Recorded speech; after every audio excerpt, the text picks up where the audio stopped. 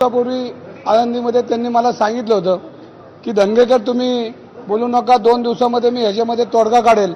आणि ज्यावेळेला त्यांनी मला शब्द दिल्यानंतर रात्रीच 12 तासातच पत्र आलं आणि त्या पत्रामध्ये गोखलेंनी जाहीर केलं.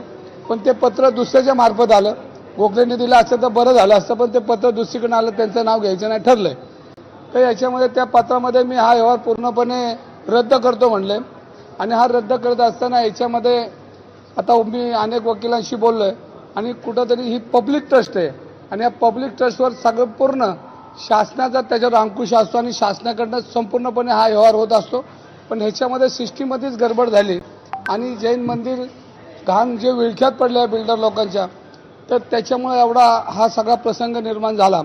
परंतु बडेकर आणि गोखले बिल्डरची आत्तापर्यंत झालेल्या सगळ्या कामकाजाची, त्यांनी बांधलेल्या बिल्डिंगचं एक ऑडिट हे झालं पाहिजे.